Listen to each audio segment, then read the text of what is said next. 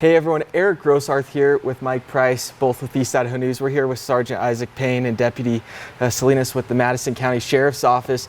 And this week there's been kind of a lot of things in the news about use of force and how to take somebody down in law enforcement as they're fighting you and things like that. So you guys kind of invited us here to kind of show us a little bit what can be done. I mean, is it possible to arrest somebody without hurting them? Absolutely. Deputy Salinas and I have both been doing it for years. We've never permanently injured or hurt anyone. It can be done. It takes consistent and correct training though. Idaho in general uses a system called Arcon, which is short for Arrest and Control. It was developed in conjunction with Gracie Survival Tactics and the LAPD.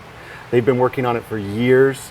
As I'm sure a lot of people are familiar with, LAPD had a lot of problems with use of force back in the 90s, and that's kind of what spurred their research into this. So they did 8 years of research with a panel of experts and came up with a really great system, mostly comprised of Brazilian Jiu-Jitsu grappling type movements, which minimize the risk to the arrestee and the arrestor. So that's what we focus on, is ground control and ground movement. There are strikes in the system, but we try to use that as little as possible.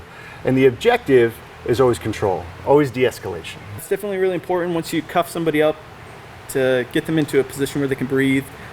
It's not really wise to, and it's not in our policy to leave people on their bellies. So if at all possible, get them up on their side or get them sitting so they can breathe and they can recover, you know. Is there any reason in your training or your experience why you would kneel on someone's neck? It's not a good practice. It does, if you look at it physiologically, offer an element of control. But there's better methods of control, and there's methods of control that won't injure or hurt our suspect. So as a viable technique, I wouldn't say it is one, and I would be very hypercritical of any agency that approved that technique.